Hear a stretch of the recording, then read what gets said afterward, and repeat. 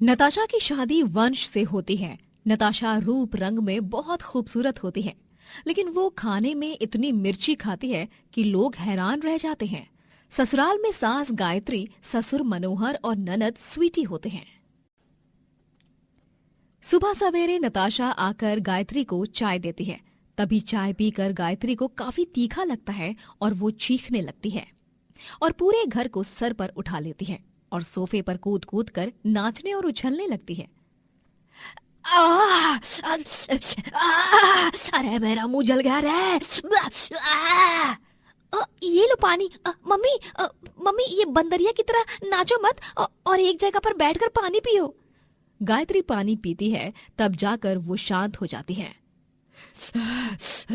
हे भगवान, अरे नासपीटी कलमुही, ऐसा क्या मिलाया था इस चाय में जो मेरे गले की ऐसी की तैसी हो गई। अरे बाप रे बाप, मेरी तो जान ही चली जाती।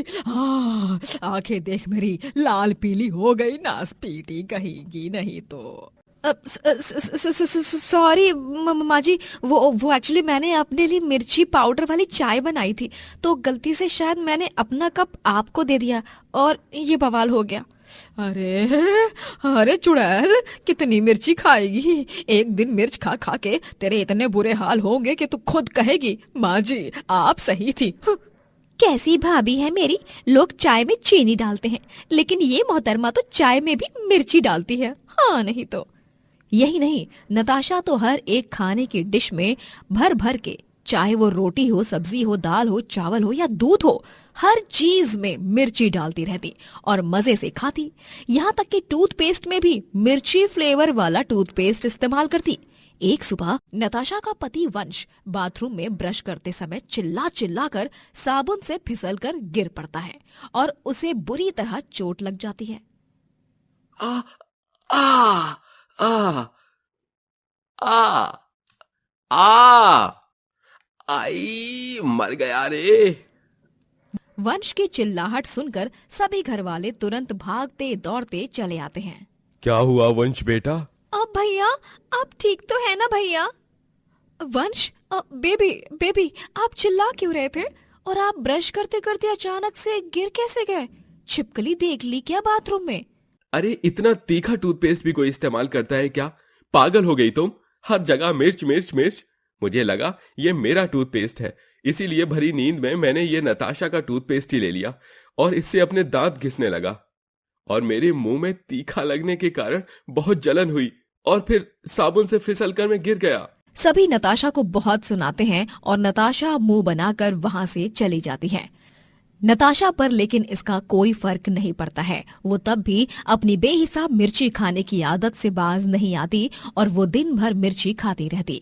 लाल, हरी, काली, हर प्रकार की मिर्ची। उसने अपने कमरे में एक संदूक में सारी मिर्चियों का स्टोर कर रखा था और तो और उसके रूम में हर जगह मिर्ची पाउडर के डिब्बे रखे हुए होते हैं। मिर्ची ओ मिर्ची, न जाने हम कितने दुखों से गुजरते, अगर तुम न होते, अगर तुम न होते।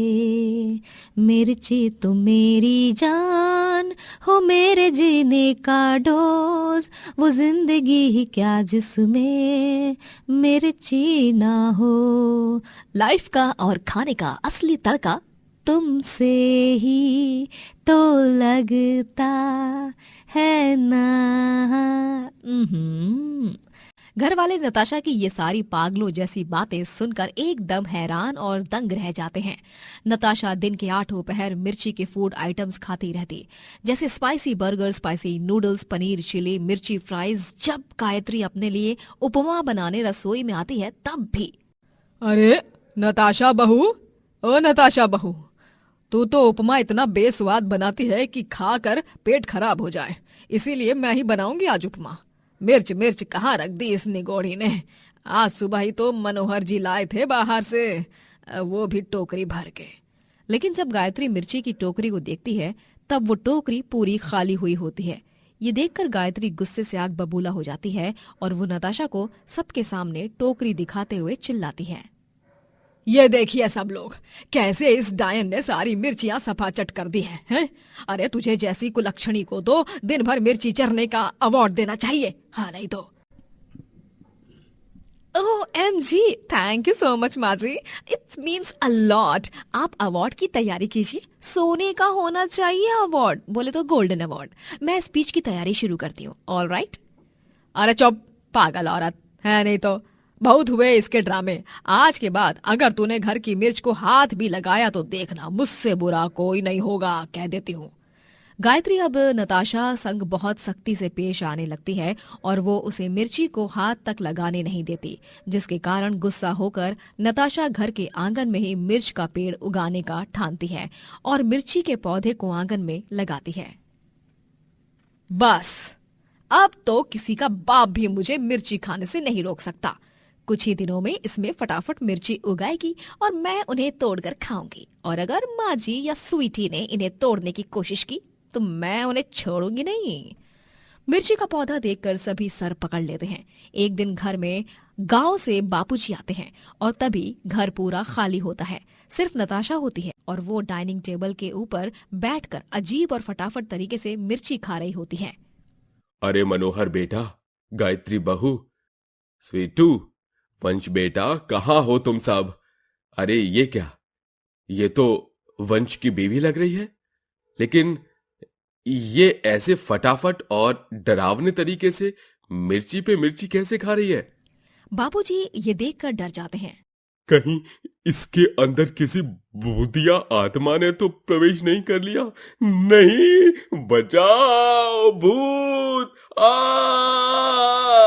बापूजी चिल्लाते हुए डर के मारे अपनी धोती पकड़कर दुम दबाकर पूरी तेज रफ्तार से भाग जाते हैं और नताशा कहती है, ये गली के बेवकूफ बुढ़े भी ना मुंह उठाकर दिन दहाड़े किसी के भी घर में घुस आते हैं। अगली बार दिख जाए ना तो बस मार मार के ना मोर बना दूंगी। नताशा की मिर्ची खाने की बुरी आदत खत्म होने का नाम ही नहीं लेती और फिर एक रात उसके पेट में बहुत दर्द होने लगता है, इतना कि उसकी आंखों से आंसुओं की धारा बहने लगती है और उसे डॉक्टर के पास ले जाया जाता है। और तभी पता चलता है कि ज्यादा हद से बाहर तीखा खाने की वजह से नताशा को पाइल्स हो गया है। डॉक्टर नताशा की पूरी ट्रीटमेंट करते हैं और फिर कुछ ही दिनों में नताशा खतरे से बाहर भी हो जाती है। तभी ठीक होकर जब वो घर लौटती है, मैं इस दरवाजे के अंदर कदम रखने से पहले आप सबसे तहे दिल से माफी मांगना चाहती हूँ। आई एम सॉरी माँ जी, आप सही थी। आपने हमेशा मुझे वार्न किया, मुझे समझाया, लेकिन मैं अपनी जिद पर अड़ी रही और उसका नतीजा भुगत भी लिया मैंने। आज मैं आप सबसे वादा करती हूँ कि आज के बाद मैं मिर्ची खाऊंगी, लेकिन उतनी ही जितनी मात्रा में बाकी सब खाते हैं। बहुत खूब नताशा बहू, चलो आखिर तुझे सबक मिलने पर सद्बुद्धि तो आई। आजा तेरी आरती उतारूं।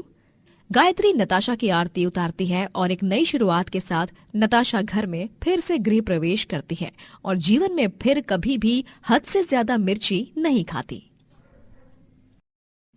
पाखी का पति मिहिर और सास ससुर रंभा और मोहनलाल तीनों की एक प्लेन क्रैश में मौत हो जाती है, जिसके बाद पाखी विधवा बन जाती है। पाखी की छोटी बेटी आंचल तब सिर्फ 6 साल की होती है। घर में अब जेठ जेठानी राघव और मोनिका होते हैं और उनका 8 साल का बेटा पुष्कर। पति के जाने के बाद राघव और मोनिका दोनों जेठ जेठानी पाखी पर बहुत अत्याचार करते हैं। सुबह जब सब नाश्ते के लिए इकट्ठा हो जाते हैं तभी, जेठानी जी मुझे भी मक्खन की टिक्की दे दीजिए ना, और जैम की बोतल भी, आंचल को भूख लगी है, उसे ब्रेड बटर जैम खाना है। पाखी बटर और जैम को हाथ लगाए उससे पहले ही मोनिका बटर जैम छीन लेती है और गुस्से से कहती है, तुझे क्या लगा तू आराम से इस घर में बैठकर मुफ्त की रोटियां तोड़ेगी? तेरा पति इस दुनिया में नहीं रहा है, तू अब एक विधवा है और तेरा अब कोई अस्तित्व नहीं है। तू एक विधवा बहू है और तेरे खर्चे उठाने के लिए हम यहाँ पागल नहीं बैठे हैं, समझी? बिल्कुल सही कह रही हो मोनिका। पाखी, तुम्हें अगर आंचल के साथ इस घर में रहना है तो तुम्हें या तो हमें हर महीने पैसे देने होंगे या फिर इस घर में नौकरानी की तरह काम करना होगा। राघव की ये बात सुनकर पाखी हैरान रह जाती है और उसकी आंखें नम हो जाती हैं। जेठ जी, जेठानी जी, ये आप दोनों कैसी बातें कर रहे हैं? मैं विधवा हो गई तो मैंने हर चीज से अपना हक खो दिया क्या? मैं मैं आपकी देवरानी हूँ जेठानी जी। ये घर जितना आप दोनों का है उतना ही मेरा भी, और मेरी बेटी आंचल का भी। मोनिका पाखी के बाल नोचती है और कहती है, ज्यादा बकवास मत कर वरना तेरी चमड़ी उधेड़ दूंगी। अगर इस घर में रहना है तो मेरी जूती की नोक बनकर रहना होगा। चल जाकर काम कर। बेचारी पाखी दिन भर घर का पूरा काम करती और मोनिका महारानियों की तरह आराम फरमाती है। मोनिका पाखी को 1 मिनट के लिए तक चैन की सांस लेने नहीं देती और लगातार कुछ न कुछ काम देती रहती। अरे ठीक से साफ कर, बेवकूफ कहीं की। हाथ में जान है कि नहीं? जी जेठानी जी। आंचल रोने लगती है और कमरे में अकेली होती है। तभी, जेठानी जी, वो कमरे में आंचल अकेली है। मैं अभी उसे देखकर आई। कहीं खेलते कूदते कोई चोट ना आ गई हो उसे। खबरदार जो वहां गई तो चुपचाप मेरे पैरों की मालिश कर, वरना आज रात का खाना नहीं मिलेगा। चल अच्छे से मालिश कर। मोनिका और राघव पाखी के कमरे को अब गेस्ट रूम बना देते हैं और उसे घर के आंगन में रहने को बोलते हैं। मोनिका जब पाखी और आंचल का सारा सामान घर के बाहर फेंक रही होती है तभी, जेठानी जी, आप मेरा और आंचल का सामान घर के बाहर क्यों फेंक रही हो? शुक्र मना कि तुझे और तेरी मनहूस बेटी को घर के बाहर नहीं निकाल रहे। मैंने फैसला लिया है कि तुम्हारे और आंचल के रूम को अब एक गेस्ट रूम में बदला जाए, इसलिए अब से तुम और आंचल दोनों भी घर के आंगन में रहोगी। लेकिन जेठानी जी। शट अप पाखी, ज्यादा बकर बकर मत करो वरना तुम्हें घर से भी निकाल देंगे। राघव और मोनिका दोनों ही पाखी के पति मिहिर के नाम की सारी जायदाद अपने पास हड़प लेते हैं और पाखी और आंचल को 1% का हिस्सा तक नहीं देते। जेठ जी, जेठानी जी, आपने ऐसा क्यों किया? वो हिस्सा आंचल और मेरा था। कम से कम वो मेरी आंचल के भविष्य के लिए तो काम आता। तुम अब एक विधवा हो। मिहिर के जाने के बाद तुम्हारा अब इस दुनिया में कोई सम्मान नहीं रहा, और वैसे भी तुम्हें जिंदगी भर तो हमारी नौकरानी बनकर रहना है। खाना पीना घर ये तो सब तुम्हें दे ही रहा हूं, तो फिर जायदाद के हिस्से की क्या जरूरत है? और नहीं तो क्या, नखरे हैं सब बस इस चुड़ैल के। कपकपाती हुई ठंड में पाखी और आंचल दोनों ही घर के आंगन में सोते हैं। वहीं अंदर राघव और मोनिका अपने बेटे पुष्कर संग कंबल ओढ़कर सोते हैं। त्योहार के दिन जब पाखी सफेद रंग की जगह लाल रंग की साड़ी पहनती है तभी, ओ हीरोइन, ये सब क्या है? तू भूल गई हो क्या? तुम्हारा पति अब मर चुका है। तुम एक विधवा हो, और एक विधवा होते हुए भी तुमने लाल रंग की साड़ी पहनी है। लाल रंग सुहागन का होता है और सफेद रंग एक विधवा का, समझी? लेकिन जेठानी जी, पड़ोस के रंजीत की भी बीवी को गए हुए 2 महीने हुए हैं, लेकिन उनके लिए तो दूसरा रिश्ता भी आ गया है। वो तो अपनी जिंदगी खुशी से जी रहे हैं। तो फिर क्यों हमेशा एक औरत को ही इस समाज के उसूलों में और रीति रिवाजों में पिसना पड़ता है? क्योंकि वो एक मर्द है और तुम एक औरत, समझ गई? अब जाओ, जाकर हम सब के लिए चाय लाओ। मास्टरनी की तरह जुबान चलाने दे दो बस इसे। दिन ब दिन मोनिका और राघव पाखी पर बहुत अत्याचार करने लगते हैं। हद तो तब हो जाती है जब वो उसे और उसकी बेटी को तबीयत खराब होने पर भूखा मारते हैं। ये सब सोचकर एक रात पाखी अपनी बेटी आंचल संग अपना सामान लेकर बस पकड़कर दूसरे शहर चली जाती है। किसी और शहर में जाकर वो अपनी नई दुनिया बसाती है और लोगों के घरों में झाड़ू पोछा करके वो पैसे कमाती है और आंचल को एक अच्छे स्कूल में भेजती है। पता नहीं कहाँ चली गई होगी वो कलमुही। अच्छी भली नौकरानी थी फ्री फंड की, मेरे तो बड़े बुरे हाल हो गए हैं। पाखी अब बहुत ही अच्छे से अपनी बेटी को पालती और बड़े होकर आंचल एक डॉक्टर बनती है। वहीं दूसरी तरफ राघव और मोनिका का बेटा पुष्कर अब गुनगुन नाम की एक लड़की संग शादी कर लेता है, लेकिन गुनगुन का स्वभाव बहुत ही लालची होता है। पुष्कर, तुम्हारे दोनों माँ बाप अब बूढ़े हो चुके हैं, उन्हें अब वृद्धाश्रम में डाल दो प्लीज, और उनसे ना प्रॉपर्टी भी सारी की सारी हड़प लो। आगे चल के हमारा फ्यूचर है, हमारे होने वाले बच्चे का फ्यूचर है। तुम्हें कुछ पड़ी भी है कि नहीं? हाँ गुनगुन, तुम बिल्कुल सही कह रही हो। पुष्कर अपनी बीवी के भड़काने से भड़क जाता है और बूढ़े राघव और मोनिका को घर से बाहर निकाल देता है और वृद्धाश्रम जाने को कहता है।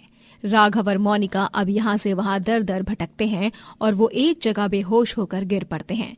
तभी आंचल वहाँ आकर उन्हें बचाती है और अपने घर ले आती है। होश आने पर राघव और मोनिका देखते हैं कि वो पाकी के घर में हैं। हमें माफ कर दो पाकी। आंचल बिटिया, आज हमें पता चला कि हम कितने गलत थे। आज हमें हमारी खुद की औलाद ने ही घर से बाहर निकाल दिया, लेकिन आंचल ने बचा लिया।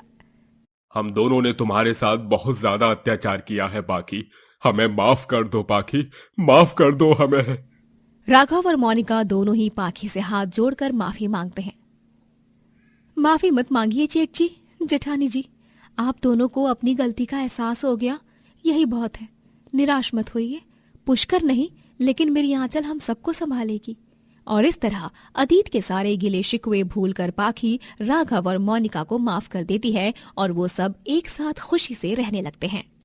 भैरवी जी के 3 बेटे होते हैं, रमन, कार्तिक और मोहित। तीनों की शादियां हो चुकी थीं। भैरवी जी की 3 बहुओं के नाम वंदना, उर्वशी और आरोही होते हैं। वो तीनों सर्वगुण संपन्न बहुएं होती हैं और वो हमेशा अपनी सास का माँ की तरह ध्यान रखती और अपने पतियों से खूब सारा प्रेम करती और तीनों अच्छी धर्मपत्नी भी होती हैं। उस रात 3 महीनों के लंबे इंतजार के बाद तीनों के पति एक बिजनेस ट्रिप से वापस लौट रहे थे, जिसकी खुशी में तीनों भी सच संवर कर अपने अपने पतियों की प्रतीक्षा में बैठी थीं। आज हमारे तीनों जिगर के टुकड़े आएंगे, हम तो आज बहुत बहुत बहुत खुश हैं। उर्वशी बहू, तुमने वो आरती की थाली तो सजा दी ना? हाँ माँ जी, मैंने थाली सजा दी है। और तो और हम तीनों ने अपने अपने पतियों की पसंद के पंच पकवान और व्यंजन भी बनाए हैं, ताकि जब वो आए तो आते ही सारा खाना सफा चट कर जाए। हाँ, और तो और हमने छोले भटूरे और नारियल की बर्फी भी बनाई है। माँ जी, आपकी पसंद की खीर भी बनाई है, लेकिन आपको एकदम नाप तोल के खाना होगा। आपको पता है ना, आपको डायबिटीज है, तो डॉक्टर ने संभल कर सही मात्रा में खाने को बोला है। हाँ हाँ, हमें पता है, बार बार उसी बात को दोहराने की जरूरत नहीं है। वैसे हम तो बहुत ही भाग्यशाली हैं कि हमारी तीनों बहुओं के हाथों में साक्षात माँ अन्नपूर्णा का वास है। तुम तीनों के खाने में जो स्वाद है, जो जादू है, वो और कहीं नहीं। आस पड़ोस के लोग, हमारे दूर के सभी रिश्तेदार भी तुम्हारे हाथों के बने खाने की प्रशंसा ही करते रहते हैं। तीनों बहुएं राह देख ही रही होती हैं कि तभी उन्हें खबर मिलती है कि उनके पतियों की एक कार दुर्घटना में मृत्यु हो गई है और वो फौरन अस्पताल पहुंचती हैं और अपने मृत पतियों को देख बिलक बिलक कर रोती हैं। हमारे बेटे, ये क्या हो गया? ये क्या हो गया कार्तिक जी? आप हमसे दूर क्यों चले गए? हमें विधवा करके चले गए। मोहित जी, उठिए ना मोहित जी, उठिए।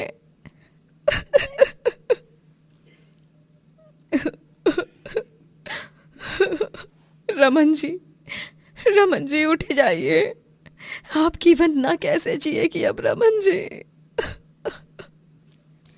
तीनों पतियों के जाने के बाद भैरवी की तीनों बहुएं विधवा हो जाती हैं और अब उन सब पर पैसों की समस्या आ जाती है। तीनों बेटों को जाकर आज 1 महीना हो गया है। माँ जी, घर में चीनी खत्म हो गई है, आटा भी थोड़ा ही बचा है। हाँ, हम सब अब क्या करेंगे? हम तीनों के पतियों की तो कुछ संपत्ति भी नहीं है, ना कुछ रख कर गए हैं। किसने सोचा था कि हमारी जिंदगी में ऐसा भी दिन आएगा? सब आपस में दुखी होकर बातें कर रही होती हैं कि तभी घर की घंटी बजती है और आरोही दरवाजा खोलती है और देखती है कि घर के मालिक आलोकनाथ आए हुए हैं। का नाटक चल रहा है तुम लोगन का? 1 महीना से बिजली का बिल नहीं भरा, मेंटेनेंस भी नहीं भरा। अरे हम का तुम लोगन ने अपना रिश्तेदार समझ रखा होवत है का? आलोकनाथ जी, हमको थोड़ा और समय दे दीजिए। हमने हमारे बेटे खोए हैं, इस घर की नींव खोई है, घर में खर्चे के लिए भी पैसे नहीं हैं, जरा समझिए ना। हाँ मालिक जी, प्लीज हमें कुछ और दिनों की मोहलत दे दीजिए, हम पैसे का बंदोबस्त कर देंगे, हम पर यकीन कीजिए। अरे तुम लोगन का यकीन गया चने की खेत मां, हमका कच्छो नहीं पता। अगले 7 दिन मां हमका हमार पैसा चाहिए, कौनो भी हालत मां, समझ में आई गवा। और अगर ई का बावजूद भी तुम लोगन ने पैसा नहीं दिया तो हम तुम लोगन का सारा सामान, सारा बोरिया बिस्तरा उठाई के बाहर फेंक पटक देंगे। आलोकनाथ उन सबको डरा धमका कर वहां से चला जाता है और फिर तीनों बहुएं और भैरवी अति चिंताग्रस्त हो जाते हैं। अब हम क्या करेंगे, समझ में नहीं आ रहा। हमारे पास तो कोई जेवरात भी नहीं है जिसे हम बेच बाच कर थोड़े बहुत पैसे इकट्ठा कर लें। तीनों बहुएं चिंता में होती हैं और सोच में पड़ जाती हैं और फिर उर्वशी के दिमाग में एक विचार आता है। मेरे पास एक आइडिया है। हम तीनों के हाथों का खाना जो कोई भी खाता है वो दीवाना हो जाता है, और अब हम अपना छोटा सा ढाबा खोलकर वहाँ पर खाना बनाकर बेच सकते हैं। आजकल तो हर कोई ऑफिस, स्कूल, कॉलेज या घूमने जाता है तब बाहर का ही खाना खाता है ना। अरे वाह, ये तो बहुत ही अच्छा सुझाव है। इससे तो हम अच्छे खासे पैसे भी कमा सकते हैं ना। बहुत अच्छी बात है ये तो। ये बहुत ही अच्छा सुझाव लगा हमें। उर्वशी, लेकिन एक बात की समस्या है, हम ढाबे को खोलेंगे कैसे? उसके लिए भी तो पैसों की जरूरत होगी ना। हाँ, हम भी यही कहने वाले थे। ये सब तो समस्या है ही। कैसे ढाबा खोला जाएगा और कैसे काम होगा, शुरू में ही सब तय कर लो। क्या कैसे करोगी तुम तीनों? उस सब की आप लोग चिंता मत कीजिए। मेरी सहेली है जो हमें उसके खाली मकान को इस्तेमाल करने की इजाज़त दे देगी, और जब पैसे आ जाएंगे हम उसे उसके हिस्से के पैसे भी दे देंगे। हाँ, फिर तो बढ़िया है। तीनों बहुएं भगवान का नाम लेकर ढाबे का उद्घाटन करती हैं और भैरवी ढाबे में मंदिर स्थापना करके उसमें दिया भी प्रज्वलित करती है। हे माता रानी, मेरी तीनों विधवा बहुओं के ढाबे की खूब तरक्की हो। इतनी के ऊपर आसमान से मेरे तीनों बेटों को अपनी बीवियों पर बहुत गर्व महसूस हो। तीनों बहुएं चूल्हे पर पानी छिड़क कर और गैस पर गुड़हल का पत्ता रख के हाथ जोड़कर प्रणाम करती हैं और सारा खाना पकाती हैं। पहले ही दिन में ग्राहकों की लंबी कतार लग जाती है और उन सबको तीनों बहुओं के हाथ का बना खाना बहुत पसंद आता है और वो सब उनकी तारीफों के पुल बांधते हैं। ओए होए होए ओए बहन जी, ओ जी, आपने तो दिल खुश कर देता। इतना अच्छा कढ़ाई पनीर तो मैंने आज तक नहीं खाया। ओए बल्ले बल्ले, ओ शावा शावा।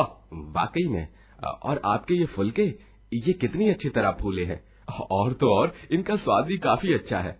कौन सी चक्की से आटा पिसवाया है, जरा हमें भी बताइए। अयो रामा वेंकटेश्वरा, ये इतना अच्छा इडली सांभर तो मेरा बीवी भी नहीं बनाता जी, और मेरा अम्मा ने भी नहीं बनाया। जल्दी से बताइए, इतना अच्छा कुकिंग के पीछे क्या राज है जी? कोई राज नहीं है।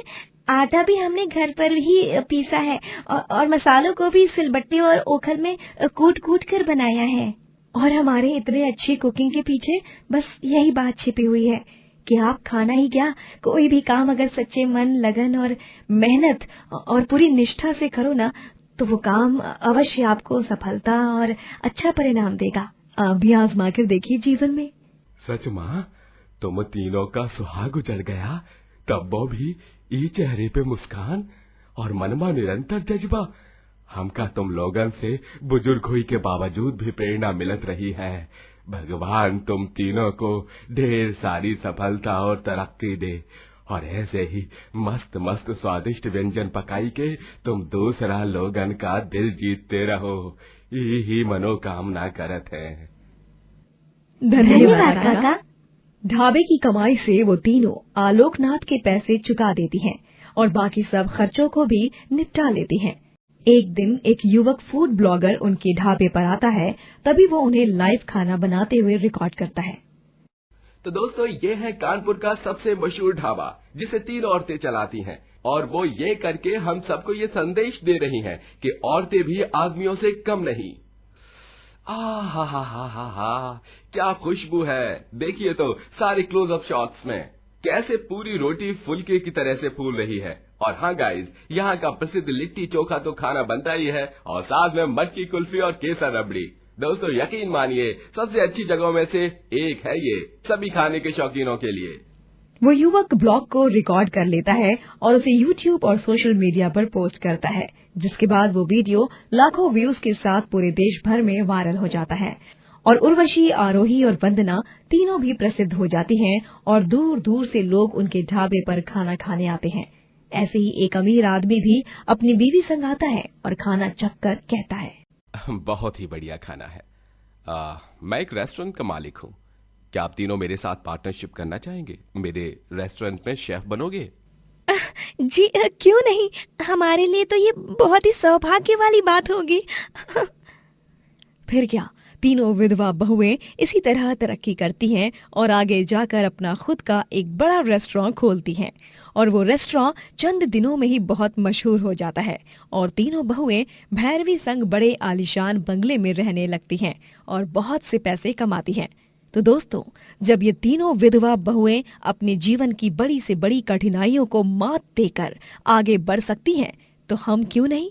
हर व्यक्ति को अपने जीवन में आगे बढ़ना चाहिए, फिर चाहे मुसीबतें कितनी भी बड़ी क्यों ना हो, उन सब का डटकर सामना करना चाहिए। 4 बहुओं की एक रसोई।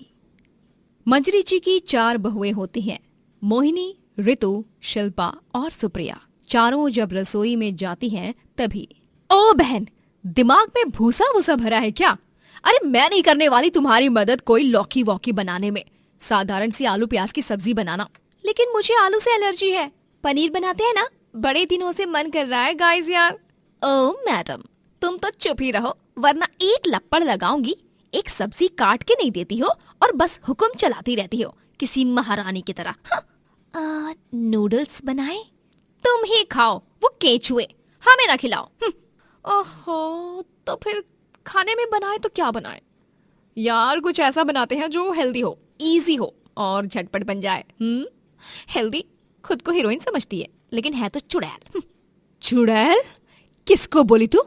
तेरी तो ऐसी की तैसी। रुक जा, तुझे अभी बताती हूँ, रुक।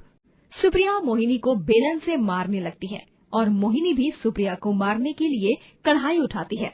ऋतु और शिल्पा दोनों भी सुप्रिया और मोहिनी को रोकते हैं। तभी उन दोनों को भी एक दूसरे का हाथ लग जाता है और ये गलतफहमी हो जाती है कि शिल्पा की बच्ची, तूने जानबूझकर मेरे मुंह पे हाथ मारा ना, जोर से? हाँ? ओ डायन, अगर मुझे तेरे मुंह पे हाथ मारना होता ना तो मैं सीधे चाटा ना मारूं उल्टे हाथ का। तुझसे डरती हो क्या मैं, डरपोक कहीं की? लोमड़ी। हाँ? तेरी हिम्मत कैसे हुई? रुक। और फिर ऋतु और शिल्पा दोनों में जंग छिड़ जाती है और वो दोनों भी एक दूसरे के बाल नोचने लगती हैं और ऐसे ही चारों बहुएं एक दूसरे पर बर्तन से वार करने लगती हैं और इस सब की चिल्लाहट सुनकर मंजरी भागे दौड़े रसोई में आती है। ओहो, तुम चारों के अंदर क्या कोई आत्मा घुस गई है क्या?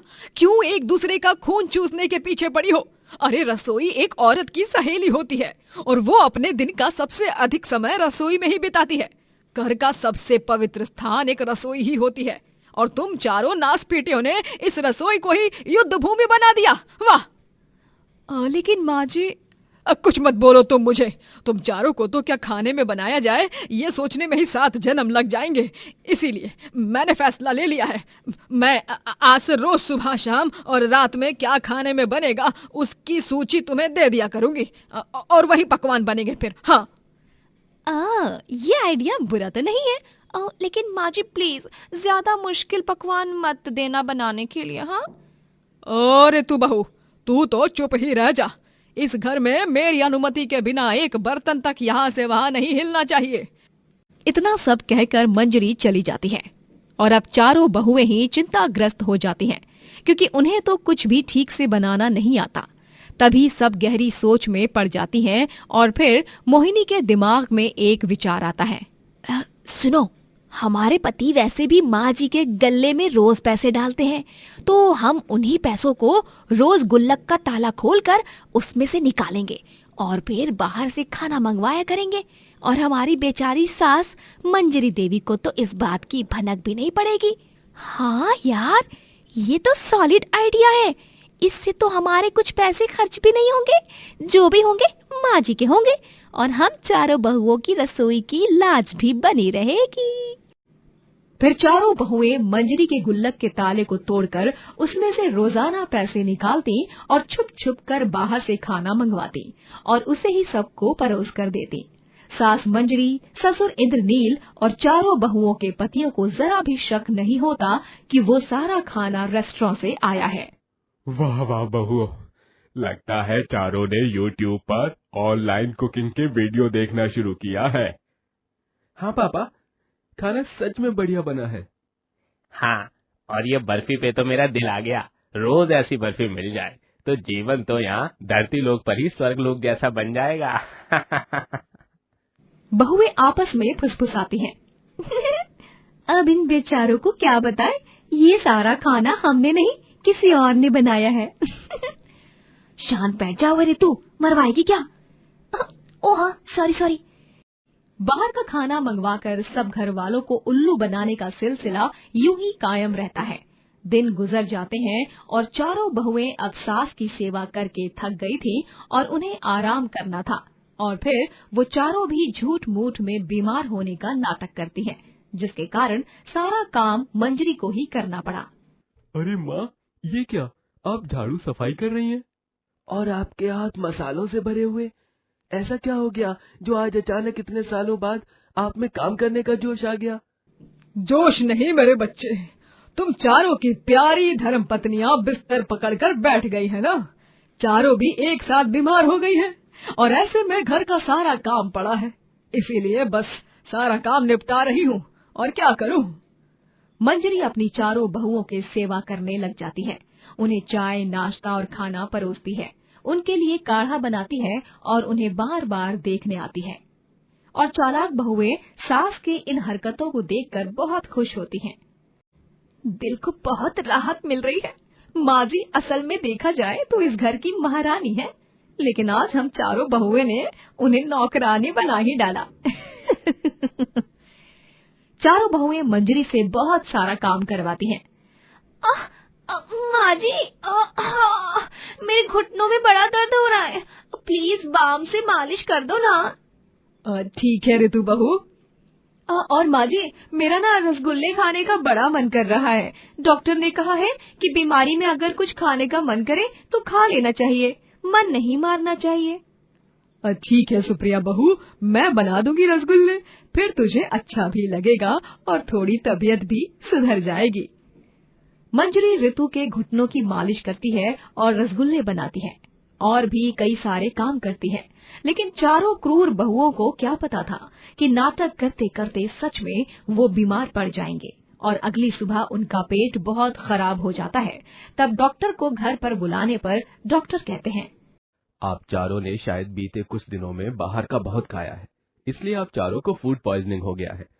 आपकी सास, आपके ससुर और आप चारों के पतियों की इम्यूनिटी स्ट्रांग है, जिसके कारण उन्हें इस खाने से कुछ नहीं हुआ। तभी बहुओं को पता चलता है कि जिस खाने को वो बाहर से मंगवाते थे, उसी की वजह से वो खुद बीमार पड़ गई हैं। हाय राम, हम चारों भी अपनी ही चाल में फंस गए। माँ जी को सच लगे, इसीलिए हम उनके गुल्लक से पैसे चुराकर रोजाना बाहर का खाना मंगवाते थे, जिसे खाकर बाकियों को तो कुछ नहीं हुआ, लेकिन हम चारों उसके शिकार हो गए। हमें थोड़े से एक्स्ट्रा एफर्ट्स लेकर अपने हाथों से ही खाना बनाना चाहिए था।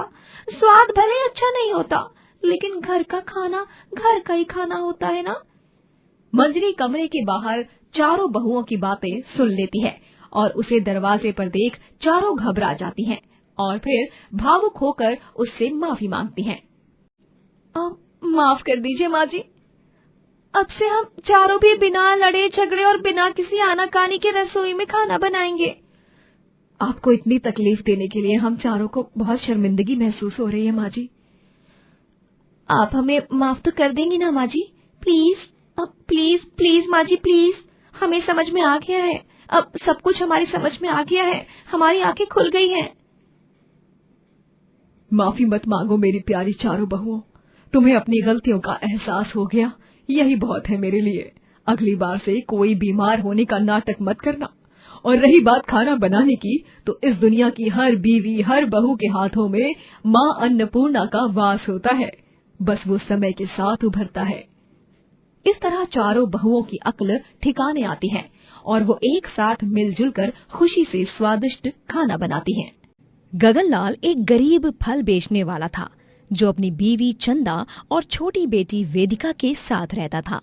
वो दिन के 12 घंटे खड़े रहकर गली गली जाकर फल बेचता और पैसे कमाता।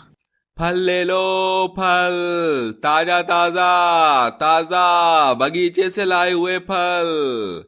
अरे भैया, क्वालिटी ऐसी कि बस बीमार को भी मिनटों में तंदुरुस्त बना दे। फल ले लो, फल फल ले लो, फल। अरे 1 दर्जन सेब और एक बड़ा तरबूज देना। अच्छा है ना, या सबको उल्लू बना रहा है? अरे क्या दादा, आप भी बेशक ताजा है। अरे ओ गगनवा, तनिक 2 दर्जन संतरे दे दो बिटवा। तुहार फल बहुत ही बढ़िया और स्वादिष्ट होवत है। कौनो जादू वादू छुपा के रखे हो काई माँ? अरे नहीं काका, कोई भी काम अगर सच्चे मन से और नेक दिल से करो ना तो उसका फल अवश्य मीठा और फायदेमंद होता है, समझे? अच्छा ऐसन बा? गगनलाल अपनी बेटी वेदिका से बहुत प्यार करता।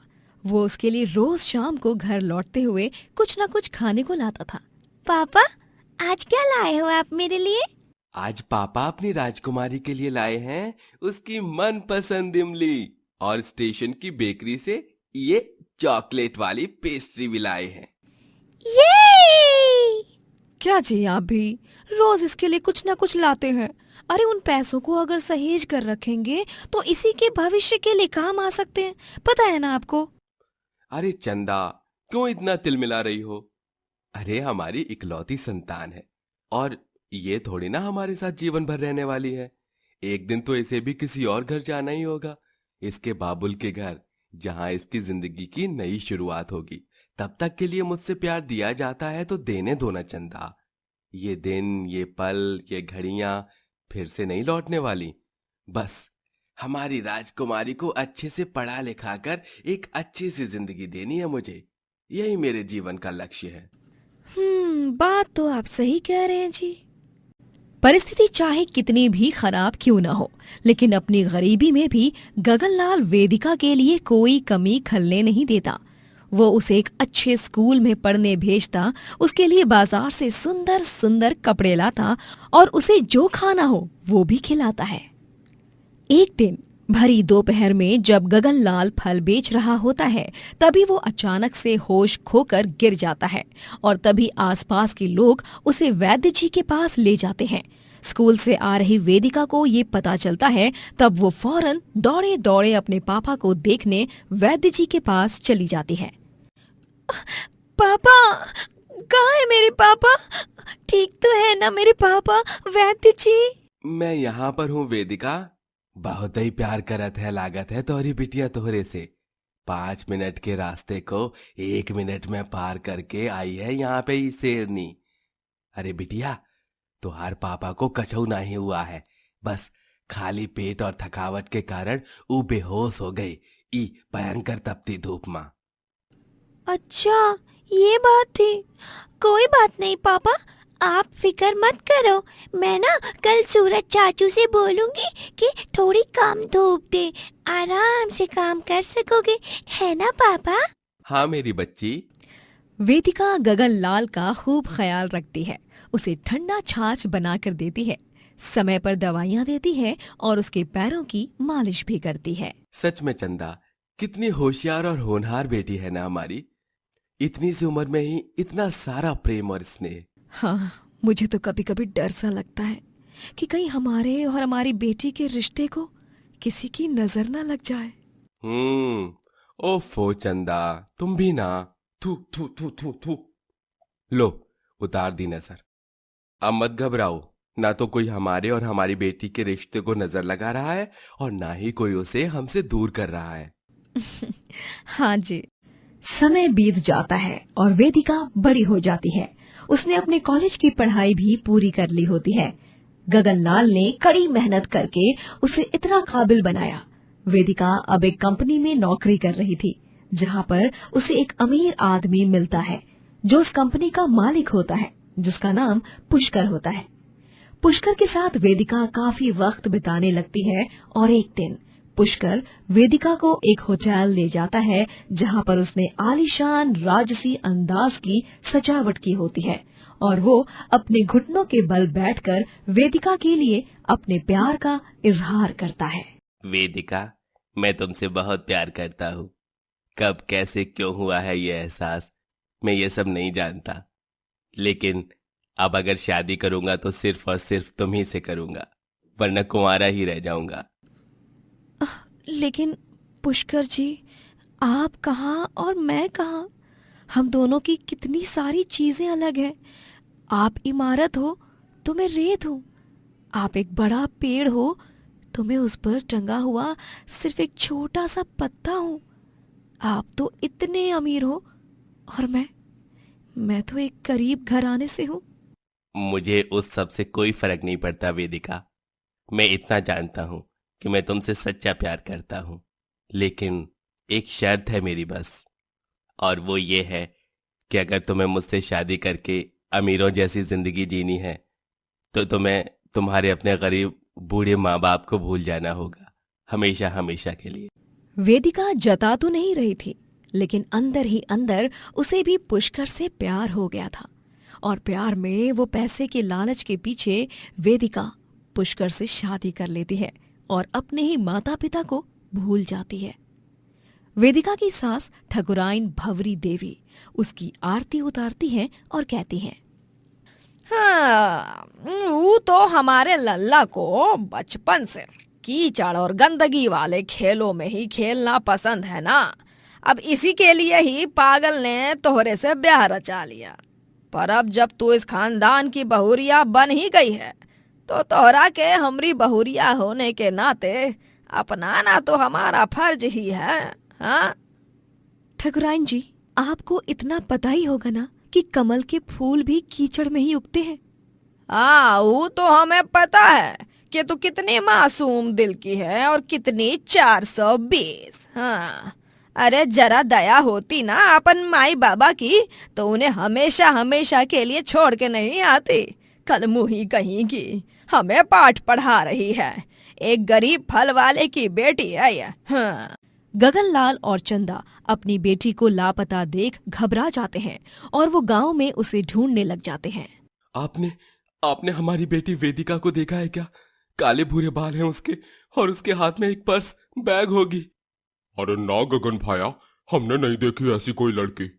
सरला दीदी, तुमने हमारी बेटी को देखा है क्या? वेदिका को, जिसे हमने उस दिन आपके घर शीरा लेने भेजा था। मेरी वेदिका। नहीं चंदा, हमने तोहरी बिटिया वेदिका को ना ही देखा। गगनलाल और चंदा वेदिका को घंटों तक ढूंढते ही रहते हैं। भाई तुमने हमारी बेटी को देखा है क्या? वो आज सुबह से गायब है, पता नहीं कहाँ चली गई। अरे काका, कौन सी दुनिया में हो आप? अरे आपकी बेटी वेदिका ने वो ठकुराइन के बेटे पुष्कर के साथ शादी कर ली। क्या? ऐसे कैसे हो सकता है? वेदिका। गगनलाल और चंदा दोनों भी वेदिका से मिलने ठकुराइन की हवेली जाते हैं और वहां जाने पर वेदिका अपने माँ बाप से बहुत बुरी तरह पेश आती है। सुना नहीं आपने? मैंने कहा निकलिए यहाँ से। आपको सुनाई नहीं दे रहा क्या? कानपुर में हड़ताल चल रही है क्या आपके? वेदिका, बिटिया, ये तुम कैसी बातें कर रही हो बिटिया? हम तुम्हारे माँ बाप हैं बेटा। हाँ वेदिका, तूने अपने जीवन का इतना बड़ा फैसला ले लिया और हमें बताया भी नहीं। हाँ तो मैं अब अपने पैरों पर खड़ी हो चुकी हूँ, कोई दूध पीती बच्ची नहीं रही। अब मैं इस ठाकुर खानदान की इकलौती बहू हूँ और मैं इस गांव पर राज करूंगी।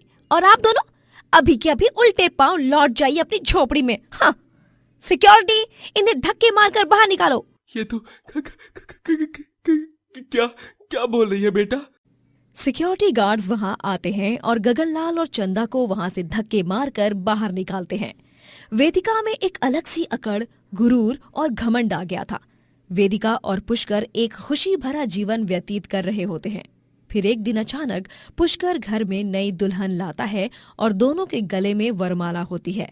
ये दृश्य देख वेदिका के पैरों तले जमीन खिसक जाती है। ये क्या? पुष्कर जी, ये सब क्या है? मैंने दूसरी शादी कर ली है, क्योंकि मेरा तुमसे मन भर गया है। तुम गरीब घराने की हो, मुझे लगा तुम में कुछ बात होगी, लेकिन तुम तो एकदम अलग निकली, मेरी पसंद से बाहर। तुम अब अपना बोरिया बिस्तरा उठाओ और चलती बनो। क्या मतलब आपका? आपको अंदाजा भी है कि आप क्या बोल रहे हैं? मेरी दुनिया उजाड़ दी आपने पुष्कर जी। आपके लिए मैंने अपने माँ बाप तक को छोड़ दिया और आपने मेरे साथ इतना बड़ा धोखा। अरे चलो चलो, दफा हो जाओ यहाँ से। पुष्कर वेदिका को घर से बाहर निकाल देता है और फिर वेदिका रोती रोती अपने माँ और पापा के पास चली जाती है, जहाँ गगनलाल और चंदा भी रोने लगते हैं और उसे अपने सीने से लगा लेते हैं। मैं जानती हूँ कि मैंने जो बदसलूकी की, उसके बाद मैं तो माफी क्या कुछ भी नहीं मांग सकती आपसे। लेकिन पापा, आज मैंने जान लिया, मेरी आंखें खुल गई और मैं ये सीना तान के कह सकती हूँ कि मैं एक गरीब बाप की बेटी हूँ और मुझे इसमें कोई शर्म नहीं है। मुझे माफ कर दीजिए माँ पापा, माफ कर दीजिए। बेटा बेटा, बस बस। ना बेटा ना, ना ना, रोते नहीं बेटा। गगनलाल और चंदा वेदिका को माफ कर देते हैं और वेदिका को उसके इस कर्म की बड़ी ठोकर मिलती है, जिससे सीखकर वो सब कुछ भुलाकर एक नई शुरुआत में और काम करने लगती है और अपने गरीब बाप और माँ का नाम भी रोशन करती है।